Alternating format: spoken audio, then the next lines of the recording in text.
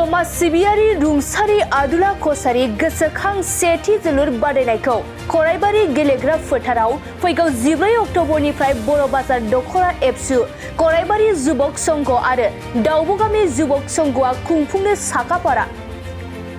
मख'नो गोनांदि दुलाराय बर' फरायसा आफादनि आफादगिरि दिपेन बर'नि आंगो बिफा समाज सिबियारि रुंसारि आदुला कसारि गोसोखां जोलुर बादायनायाव गासै मोन 12 गोख्रों गेलेगिरि हानजाफोरा बाहागो लागोन। बे जोलुर गेलेनाय बादायलायनायखौ बेखेवनानै होगोन बिटिआरनि गेलेमु बिफाननि मावफुं सोद्रोमा दावबायसा बर'आ।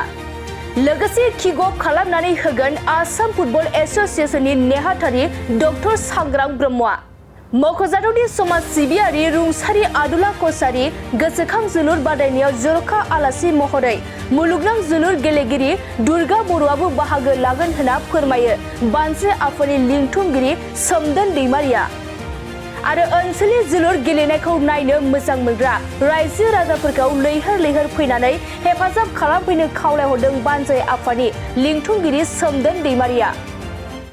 गिबियावनो बड'लेण्ड बुब्लि नायगिरि बयनिसिमबो रोजा रोजा साबायखर बावहरग्रोनाय थाबाय।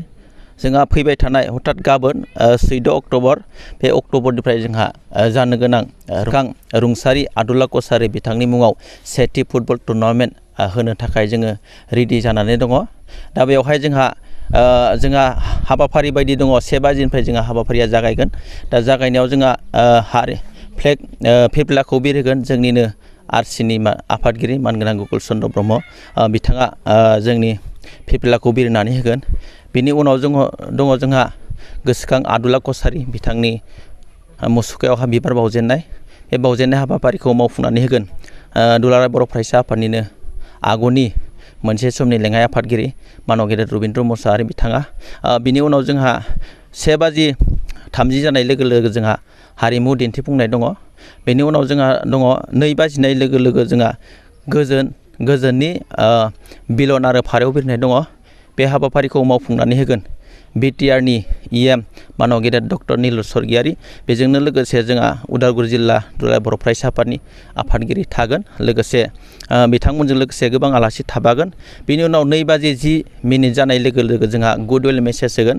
बे मेसेजखौ होगोन आदुला कसारि बिथांनिनो असे फिसाला आथिखालनि दुलाराय बर' फरायसा आफादनि मानगोनां आफादगिरि दिपेन बर' बिथाङा होगोन।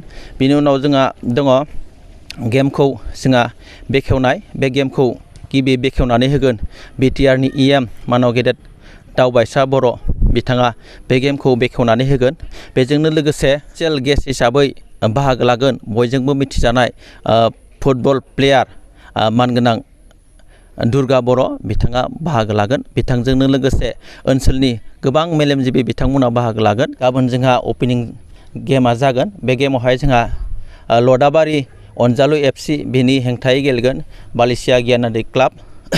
बेनिफ्राय जोंहा फारियै माने गेमा गाबोननिफ्राय जागायनानै 27 अक्ट'बर बे अक्ट'बरनिफ्राय 27 अक्ट'बराव फाइनाल जाहैगोन। बेवहाय जोंहा गासै मोन 12 फुटबल एफसिफोरा बाहागो लागोन। बिनि गेजेराव दङ जोंहा गुवाहाटि एफसि दङ। बेनिफ्राय जोंहा निउ मडेल एफसि दङ उदालगुरिनि आरो उदालगुरिनि मास्टार टिम दङ। बेनिफ्राय डिमाकुसिनि जोंहा रयेल एफसि दङ। बेनिफ्राय नावबान्दानि जोंहा सानराइज एफसि दङ। बेनिफ्राय जोंहा बर' बाजारनिनो मोनसे टिम दङ।